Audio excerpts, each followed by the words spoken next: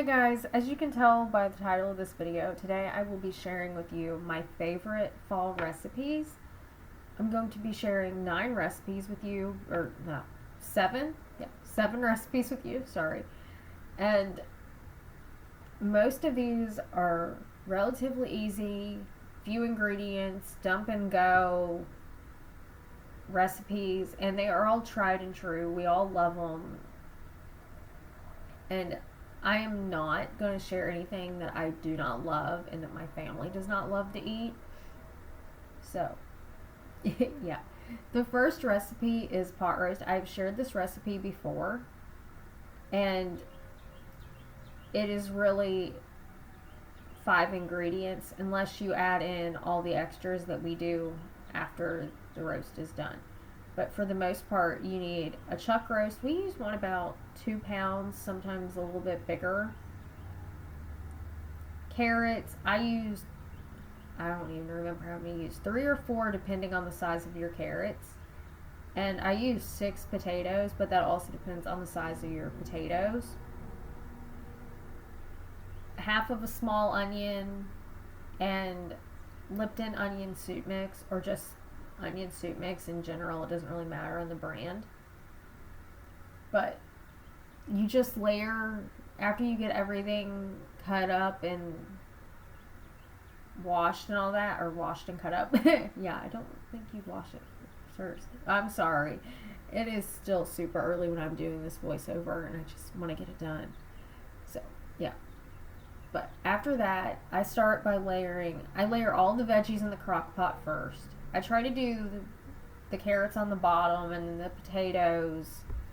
Then I put the onions on top of that. Then you place the roast on top of all of that, and you dump the onion soup mix on top of the roast.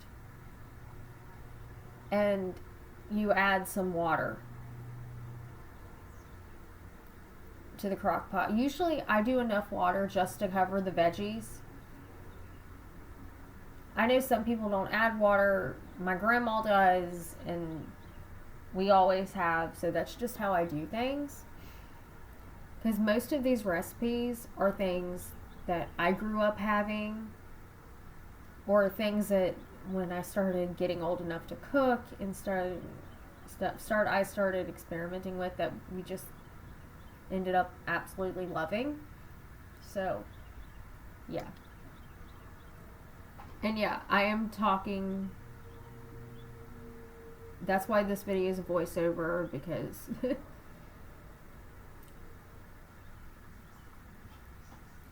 I'm talking to people, and there are people talking, and there's TV and all that stuff, because this is real life. If I wanted a completely 100% silent kitchen, that would never happen. But that's kind of how I like it, because when I grew up, the kitchen was our place as a family. We always kind of gathered in the kitchen. We always were doing something, talking. I don't think I could handle it if the kitchen was quiet. But after you add the water, you put the lid on the crock pot, and you can cook this on high or low. This particular day, I got it started relatively early, so I was able to cook it on low for 8 hours. And with a roast, you do want it to cook as long as possible.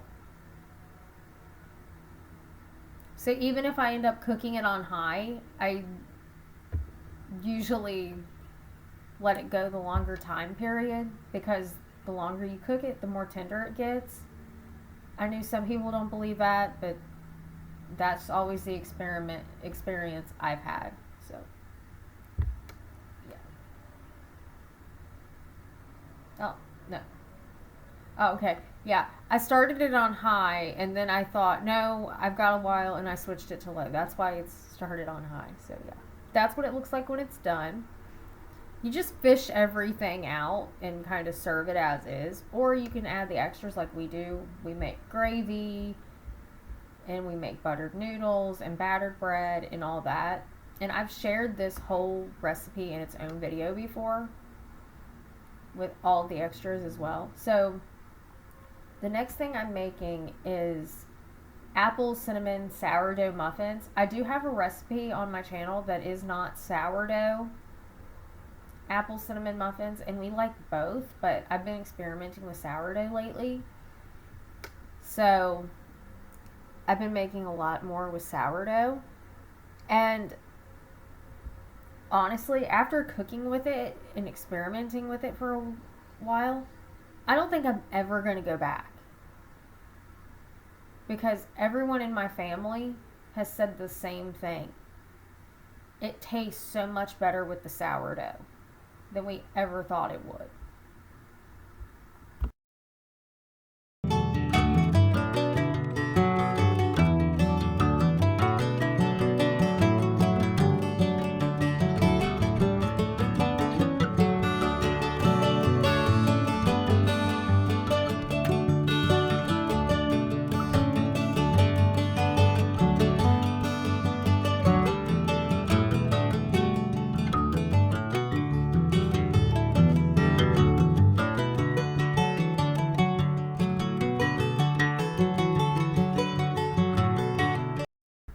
Okay, so this recipe honestly has a ton of steps and a ton of ingredients. That's why you'll see me switching back and forth between bowls and all that on this one. And I'm not going to talk you through the recipes on this with the exact measurements, because all the measurements will be down below. But I started this recipe by doing the topping, because that's how it's said to do it, because you melt the butter and then you stir in the sugar and the flour and the cinnamon, and then you put it in the refrigerator and let it chill while you're making the rest of the batter.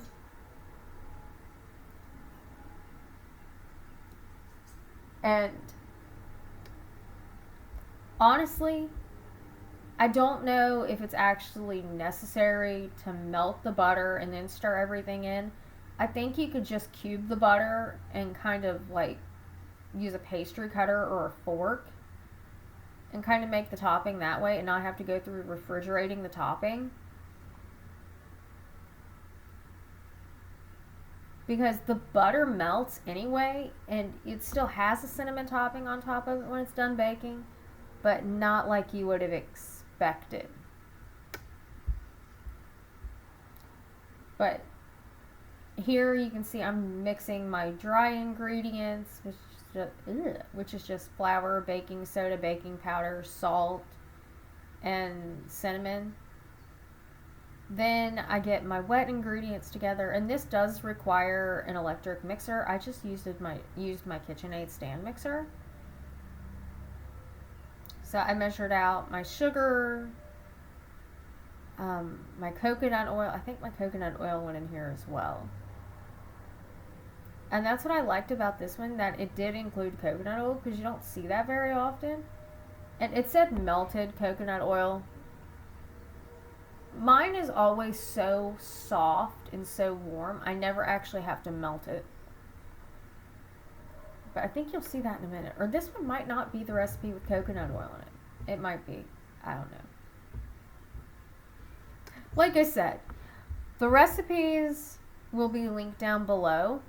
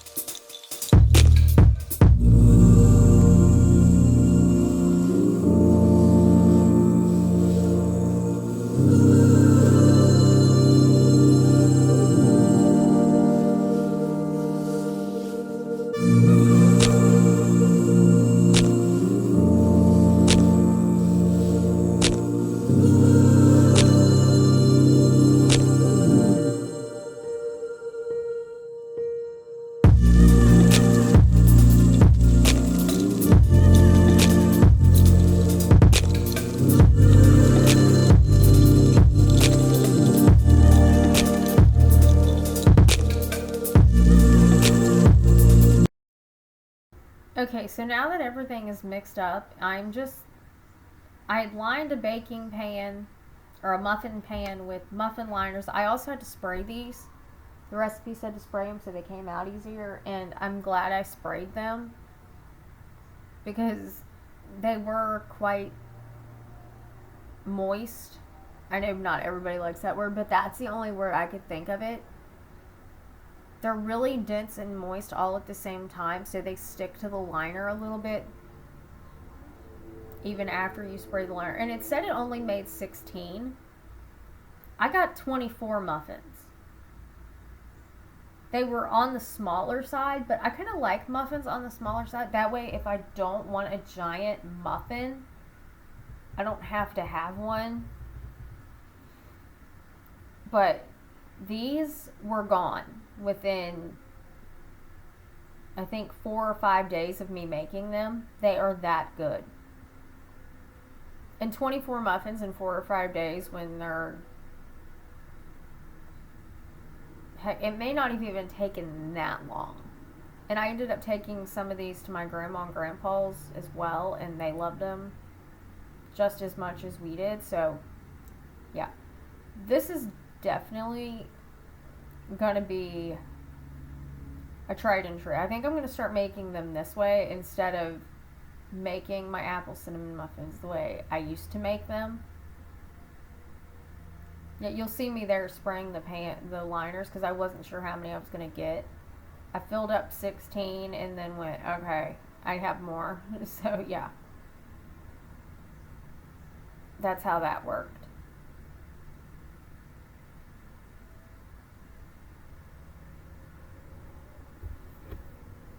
So, after I finished filling the muffin liner, I did sprinkle the topping on all of the muffins, and then they baked for like 17 minutes, I think at 350.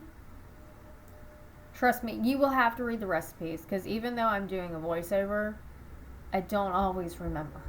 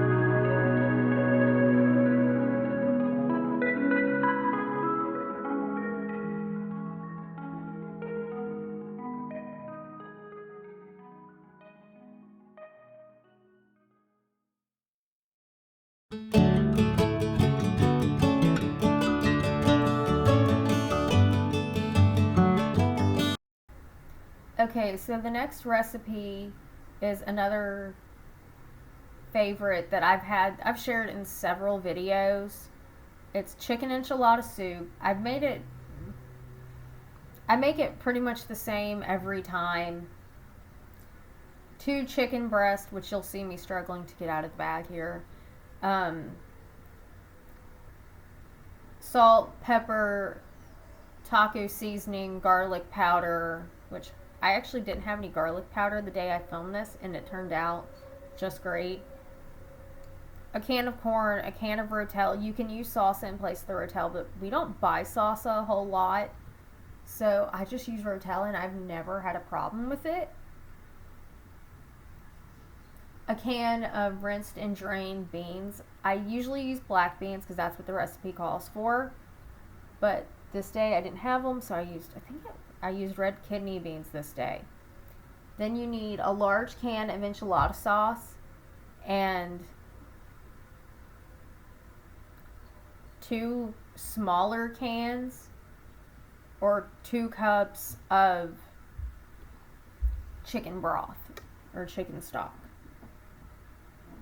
Doesn't really matter. But then you just, and 1 small onion. But I just kind of dump everything in the crock pot. I've made this so many times, I don't even measure this anymore.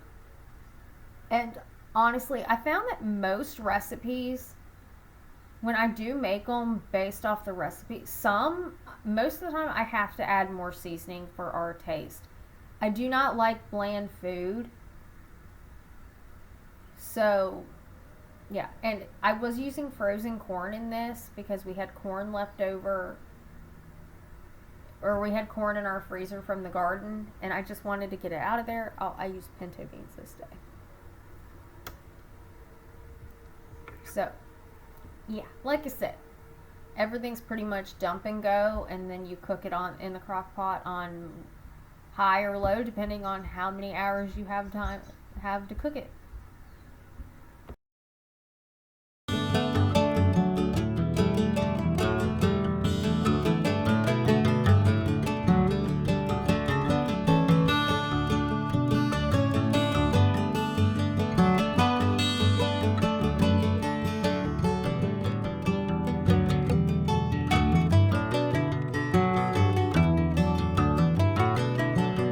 So after it's done cooking, I turned it off. That's why it's not bubbling and boiling anymore.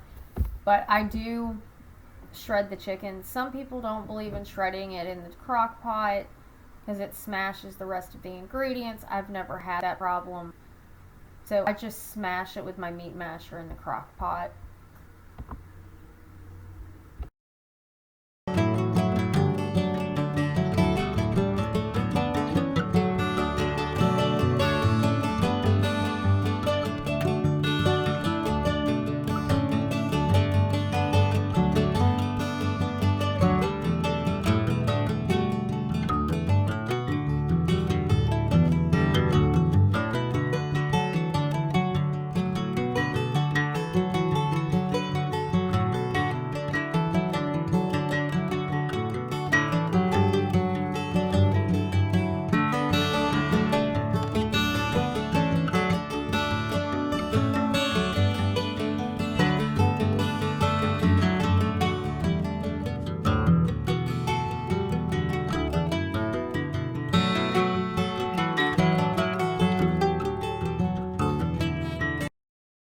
Okay, so this is what it looks like when all the chicken has been shredded. Then you can serve yours however you like. We usually add cheese, sour cream, and serve it with tortilla chips. That's how we did it this particular night. The next recipe is s'mores cookies. I have shared this recipe before, so I will link that video, but I will also link the recipe down below. I love these. My dad especially loves these, and these are insanely simple to make. Crisco, brown sugar, a couple of eggs, some vanilla. You use some graham cracker crumbs so you don't use as much flour, and that's pretty much it. And I did add a third of a cup of sourdough starter to these. That's not in the recipe. But I wanted to see, I was kind of experimenting this day to see what would happen if I added sourdough starter to this. And it didn't really change, it didn't change it at all. It's helped them stay a little bit softer, but you do not have to add in the sourdough starter. That's why it's not in the recipe. I was just adding it in to experiment. And this flour I had was super, super, super fine, as you can see, because when I dumped it in, it clouded up. I've never had flour that fine. So I do not know. I don't know if it was the last of the batch or what. But that entire bag of flour was like that. So if I was baking with that flour, I had to be really careful because it went everywhere.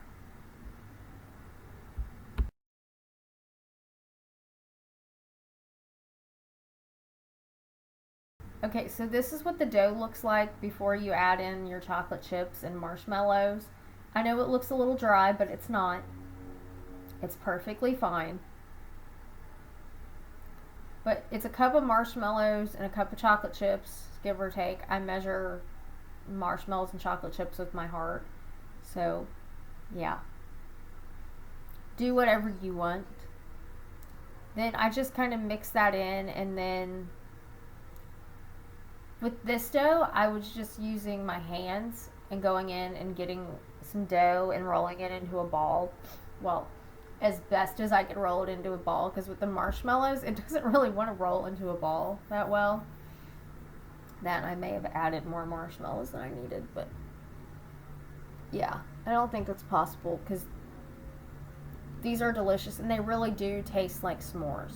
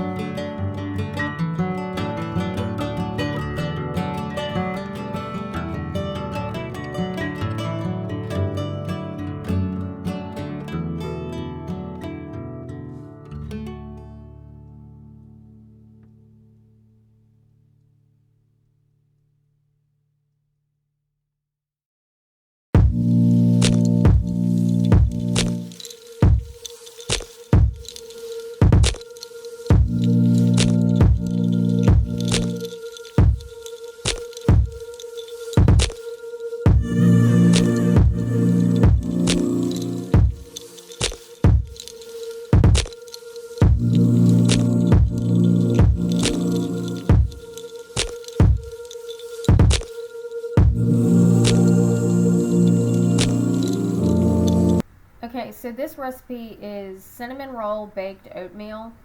This was really good. Yes, this is a recipe with coconut oil in it. Oopsie. But yeah, like I said, all the recipes, all the ingredients, all the measurements, all that linked below in the description box. So this one's relatively easy. It's one bowl, you mix everything together in that one bowl, and that's what I love. I love recipes where it's not, I need 6 bowls and I need this many measuring spoons and I need 1,000 ingredients. And well, I do make recipes like that from time to time. Usually I like to stick with recipes that are relatively simple and don't contain that many ingredients. And yes, I was letting the cats in and out while I was doing this. This is a breakfast recipe, and what I was trying to do in this video was add in some breakfast, lunch and dinner ideas, and dessert ideas. That way you could, in one video, kind of had something for every meal. And every one of these recipes is good leftover. So that's what I love, especially because I like to have leftovers. For me having leftovers makes life a whole lot easier instead of me having to get up every day and going, okay, so I have to make breakfast. Okay, I have to make lunch. But what am I making for lunch? Okay, and then I have to make dinner. And then maybe I want a sweet treat. So what am I going to do for that? I want stuff that is a combination of tastes really good when you first make it, but it tastes good as leftovers too. So if that makes any sense, then let me know. But that's how my brain functions. So, and honestly, sometimes I don't really eat these for what they were supposed to be meant for. I just kind of snack on them throughout the day, or if I'm not in the mood for like a big bowl of soup for lunch, I can have a muffin or oatmeal or something like that. Trust me, there's nothing wrong with that, and I do it all the time. But all of these recipes are good leftover, and this baked oatmeal was gone in like 2 days. It was that good. Everybody loved it that much. And it really did taste like a cinnamon roll. I'd made baked oatmeal before, but I'd never made this one, and I wanted to try. What it reminded me of is maple brown sugar oatmeal. That's what it reminded me of. So if you like maple brown sugar oatmeal, you will totally like this. And this does have a frosting that goes on top of it for like a cinnamon roll thing, but trust me, you do not need that frosting. I added it on, but you don't need it.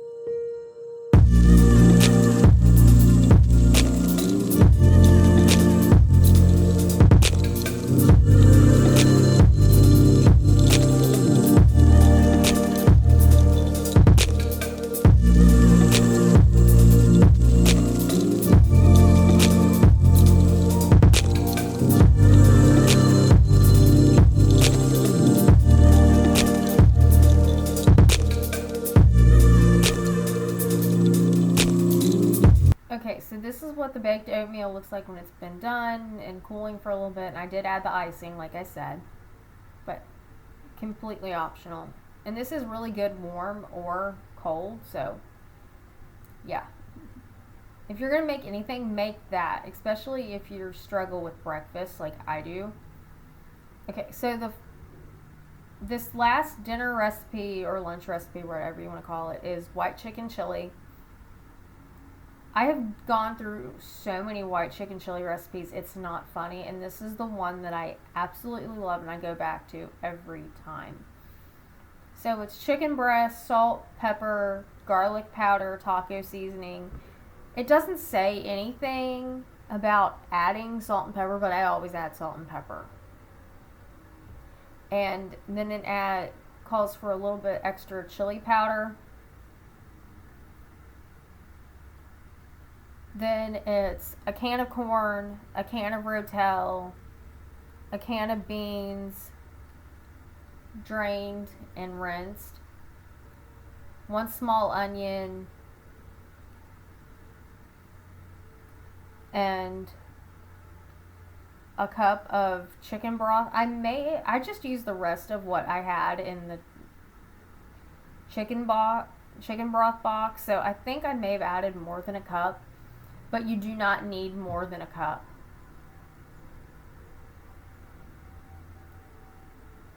And yeah, there I am using corn out of the freezer again. So yeah, I know everybody questions that. It's like, oh my god, I can't believe you cook with that. Is it really? It doesn't taste any different. It doesn't change anything. It's just, that's what we have, so we just don't buy cans of corn.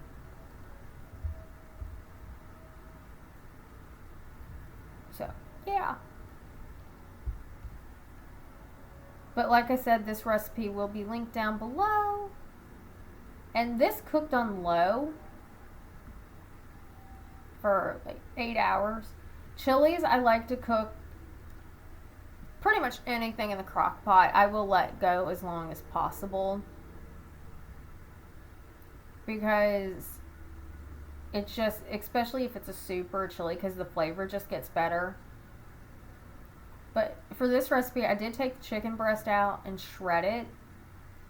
Then I let it cook for another 30 minutes with the chicken breast shredded, so everything could kind of soak up some of the juice.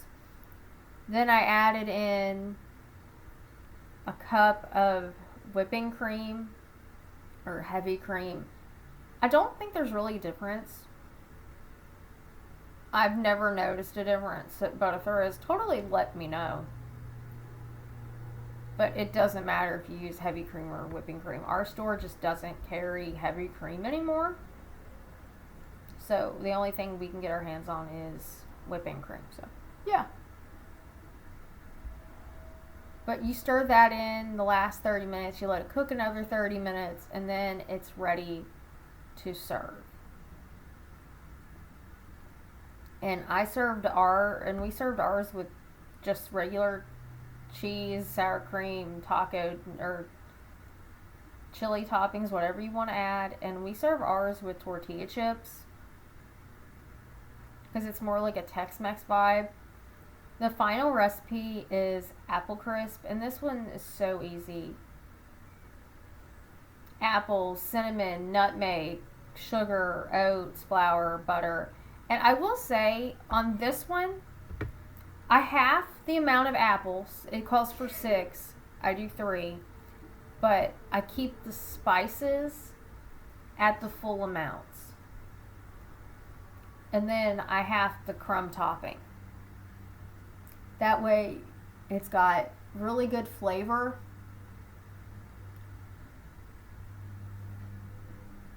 And it's, for me, I like my apple crisp with cinnamon and flavor and all the good fall flavors. I don't like pumpkin spice, but I love apples and all those spices. I don't know why.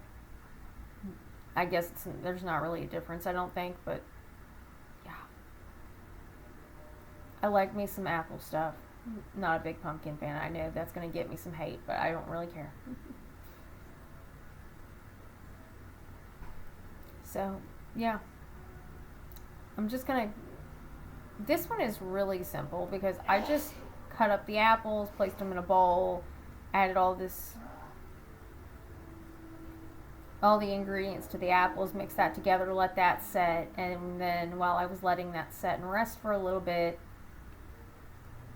I mixed up my crumb topping. And I do use my fingers when I mix up the crumb topping for this, because it's just easier. And I don't have a pastry cutter, and I was trying to use a fork and it just was not working. So, yeah. But I know everybody freaks out when people use their fingers for stuff. I'm telling you, wash your hands. Get in there with your hands. They're the best tools you have sometimes. But after everything is just kind of done, you spray. I used a pie dish, a 9-inch pie pan, because that's what we had. So I sprayed it. I layered the apples in the bottom and then just sprinkled the crumb topping on top. And then I baked it. It's really that simple.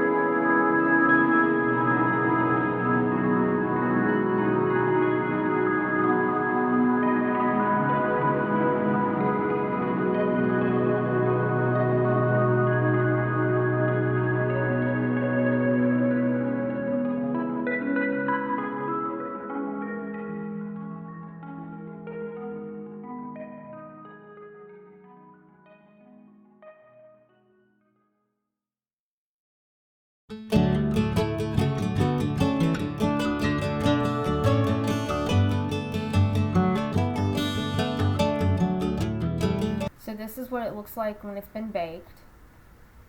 Really good. The toppings nice and crispy and crunchy, just like I want. And I serve mine with vanilla ice cream. That's just kind of how I grew up, so that's how we eat it. But if you like this video, give it a thumbs up. Hit the red subscribe button down below. Thank you for watching, and I will see you in my next video, which is tomorrow. So, yeah. Bye-bye.